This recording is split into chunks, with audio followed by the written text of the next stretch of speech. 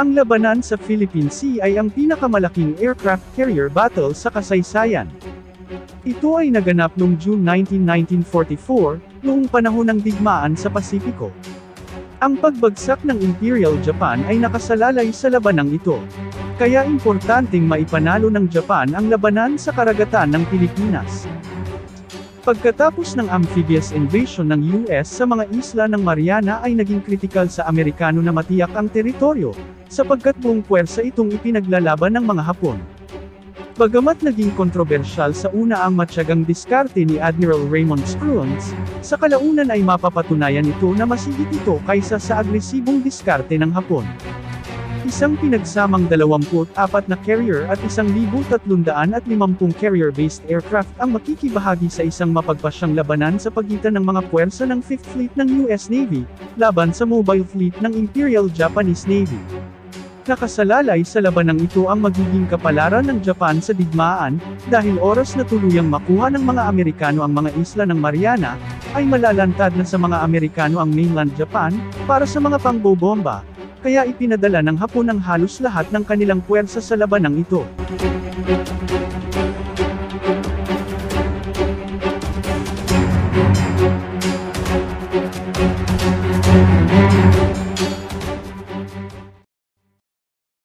Ang Pearl Harbor ay ang unang lugar ng isang diskarte ng plano na naglalayong magdulot ng sapat na pinsala sa mga tropang US, upang mapilitan ang Amerika sa isang prosesong pangkapayapaan, na siyang magpapahintulot sa Japan na panatilihin ang nasakop nito sa Pasipiko.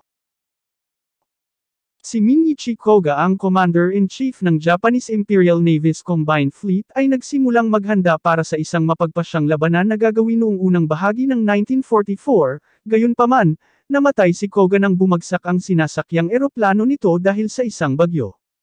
At ang Commander-in-Chief ng Combined Fleet na si Admiral Shomu Toyoda, ay ang itinalaga upang tapusin ang mga plano na tinawag bilang Operation Eagle. Noong June 12, 1944, nagsagawa ang mga carrier ng US ng isang malakas na airstrike sa Mariana Islands bilang bahagi ng Operation Forger, kung saan ginulat ng mga Amerikano ang mga Hapon sa pamamagitan ng sorpresang pag-atake, at hindi nakahanda sa counter-attack ang 50 land-based na aircraft ng mga Hapon upang ipagtanggol ang kanilang posisyon. Pagkatapos ng 3 araw ng pambobomba, ang mga tropang Amerikano ay nakarating sa pampang ng Saipan. Alam ni Toyoda na oras na para isagawa ang Plan Eagle, at ilabas ang Kontay Quezon o mapagpasyang labanan. Sa mga nakaraang labanan sa digmaan sa Pasipiko noong 1942 at 1943, ay nalaggas ang karamihan ng mga bihasang piloto ng Japan. Dahil sa pagkawala na ito, naging sanhi ito ng kakulangan ng aircrew na hindi kayang punan ang karamihan sa mga grupo ng kanilang carrier. Sa kabila ng kakulangan na ito, ay nagutos pa rin si Admiral Toyoda ng counter-attack ng naval, at ipinadala ang halos lahat ng nakatayong carrier ng Imperial Japanese Navy sa labanan. Pinamunuan ito ni Vice Admiral Jisaburo Ozawa, ang unang mobile fleet ng Hapon. Noong hapon ng ika-15 ng Hunyo, 2 American submarine ang nakatagpo ng mga barkong Hapones at nagulat pabalik sa command. Hating gabi naman ay natano ng USS Cabola submarine ang convoy ni Admiral Ozawa na nagre-refuel. Iniulat ng submarine ang engkwentro at inutusang sundan ang convoy upang matukoy ang isang potensyal na refueling rendezvous ng mga Hapon. Sinubaybayan ng submarine ang convoy sa loob ng 3 araw at natuklasan ang posisyon ng Japanese fleet. Ang mga tauhang Amerikano ay naislusubin ang Japanese fleet, ngunit nagutos si Admiral Spruance na huwag ituloy ang labanan, kaya nadismaya ang mga American crew. Matapos konsultahin si Admiral Chester Nimitz, si Admiral Spruance ay nagdirekta ng Task Force 58 sa Philippine Sea sa kanluran, samantala ang Task Force 52nd naman ay mananatiling malapit sa Saipan upang suportahan ang invasion forces. Noong alas 5:50 ng umaga noong ika-19 ng Hunyo, ang Task Force 58 ay nakatagpo ng isang Mitsubishi A6M0, nagsimula ng pag-atake ang sasakyang panghimpapawid ng Hapon ngunit mabilis itong napabagsak, ngunit nagawa pa rin itong iradyo ang lokasyon ng presensya ng mga Amerikano bago bumulusok sa dagat. Sa lalong madaling panahon, pagkatapos na mataan ng mga puwersa ng US ang isang air formation ng paparating na kaaway, ay 30 Grumman F-6F Hellcats ang ipinadala, upang salubungin ang mga umaatake sa isang rotate field at nagkaroon ng labanan. Kahit nagpadala ang mga Hapones ng mga reinforcement mula sa mga kalapit na isla, ay agad itong na-intercept, at 35 na aircraft ng Japan ang nawasak, at isang American Hellcat lamang sa mga Amerikano. Makalipas ang 2 oras ng umaga ding iyon, ang USS Submarine Albacore, ay natagpuan ang flagship Taiho ni Admiral Ozawa. 6 na torpedo ang pinakawalan ng submarine at isa dito ang tumama sa aviation fuel tank ng Taiho, kung saan ay nagsimulang punuin ng mga gas vapor ang mga hangar deck ng barko. Agad namang tumakas ang Submarine Albacore matapos itong salakay ng isang escort destroyer ng Taiho at nagtamo lamang ito ng kaunting pinsala. Inakala ng mga Hapones na minor damage lang ang nagawa ng Albacore kaya nagpatuloy ang Taiho sa kanyang operasyon. Ngunit di nila alam na kumalat na ang singaw ng gasolina sa mga deck ng barko. At ilang oras matapos ang pag-atake ng Albacore, ay isang spark ang nangyari sa makina ng Taiho na siyang nagdulot ng isang malaking pagliyab nito. Inabot ng apoy ang aviation fuel na dala nito, maging ang mga bala at bomba na dala nito na siyang naging sanhi upang sumabog ang barkong Taiho, nakaligtas naman si Admiral Ozawa. Habang nagaganap ito, ay nakita ng mga Amerikano ang unang rate ng mga Japanese fighters sa radar contact, noong alas 10 ng umaga, 150 milya sa kanluran, mula sa posisyon ng Task Force 58th. Ipinadala ng task force ang kanilang fighters upang salubungin sila. Ang 68 na aircraft ng Hapon ay nagpaikot-ikot upang hintayin ang kanilang mga kasama, at inabot sila ng 10 minuto kaya inabutan sila ng mga American Hellcats. Sa loob ng ilang minuto, ay 41 na mga Japanese aircraft ang agad napabagsak, at 27 Japanese aircraft na lang ang naiwan na nakatayo. Ang mga nakalusot sa mga Hellcats ay nagtangkang umatake sa mga malapit na barkong pandigma ng US, ngunit ang USS South Dakota lang ang natama ng bomba, at hindi sapat ang impact para ma-disable siya. Ang South Dakota ay ang tanging barkong Amerikano na napinsala sa labanan. Ang pangalawang pagsalakay ng Hapon ay binubuo ng 107 na mga aircraft. Ito ay natuklasan ng mga Amerikano sa pamamagitan ng radar na may 60 milya ang layo.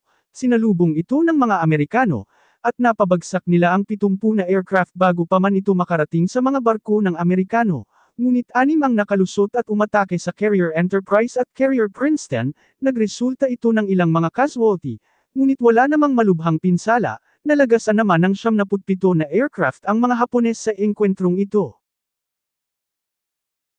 Samantala, noong tanghali naman ay namataan ng submarine USS Kavala, ang carrier Shikoku ng mga Hapon habang nagre-refuel ang mga sakay nitong aircraft. Naghanda ang USS Kavala sa pag-atake sa Shikoku carrier, 3 sa 6 na torpedo ang tumama sa starboard ng Shikoku. Ang mga torpedo ay nagdulot ng pagsabog at inabot ng pagsabog ang mga bomba at bala na dala ng barko, maging ang imbaka ng gasolina nito na siyang sanhi ng malakas na pagsabog at nahati ang carrier Shikoku. Nakatakas naman ang USS Kavala na may kaunti lang na pinsala. Naharang naman ng screen ng Amerika, ang ikatlong pagsalakay ng mga aircraft ng mga Hapon, noong 1:00 ng hapon, 50 milya mula sa Hilaga. Ilang mga umaatake ang nakalusot sa depensa at sinubukang tamaan ang mga barko ng Amerikano ngunit di sila nagtagumpay. Sa pagkakataong ito ay 7 Japanese fighters lang ang napabagsak ng Amerikano, at 40 ang nakabalik ng ligtas sa kanilang mga carrier.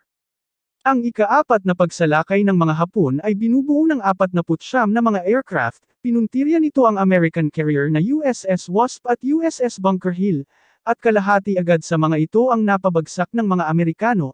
Ang mga natirang mga piloto ng Hapon ay tumungo sa Guam Air Base para mag-refuel, ngunit na-ambush naman sila ng mga piloto ng Amerikano habang papalapag sa isang Japanese airfield. Sa pag-ataking ito ng mga Hapones ay 30 sa 49 na eroplano ang napabagsak.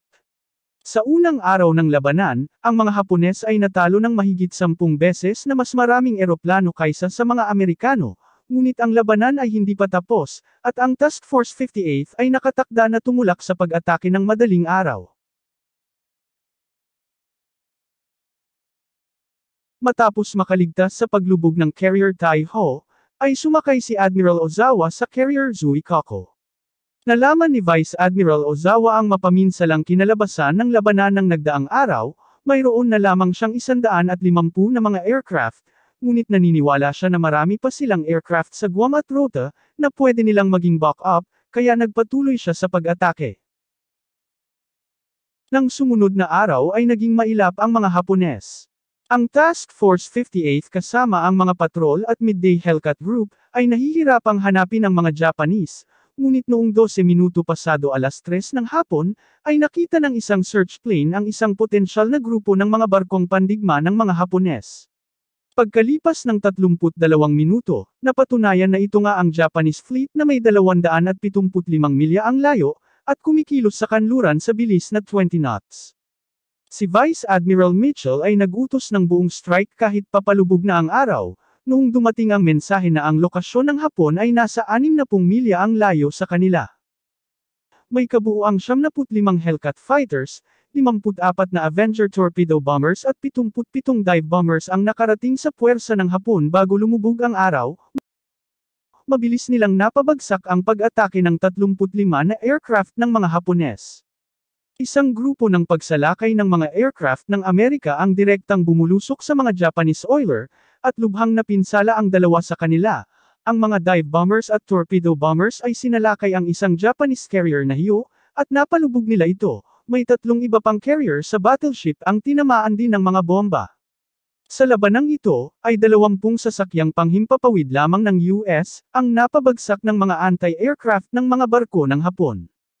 At ang karamihan ay nagsimula na sa paglalakbay pabalik sa kanilang mga carrier sa kalagitnaan ng gabi.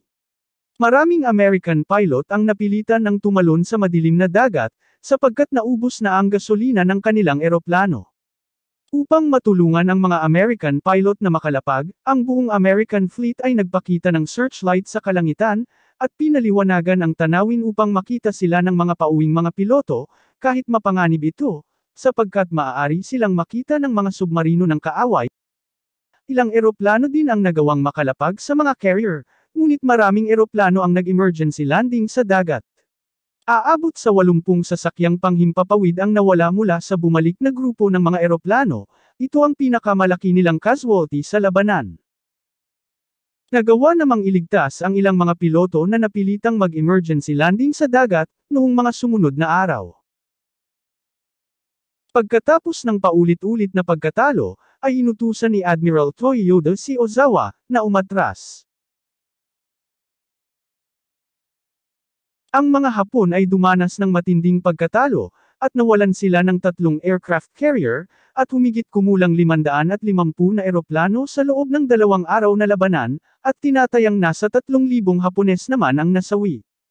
Gayunpaman, itinago ng Imperial Japanese Government ang lawak ng pinsala mula sa publiko.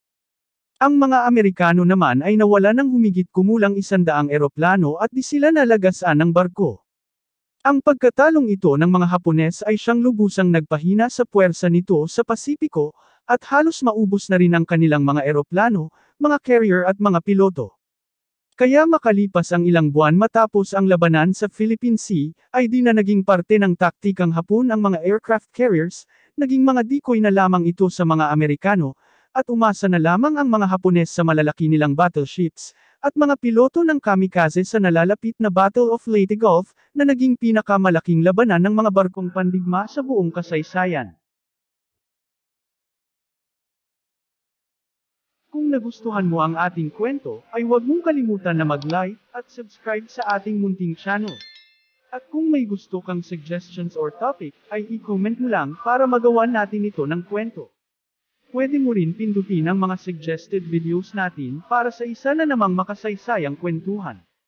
Maraming salamat po.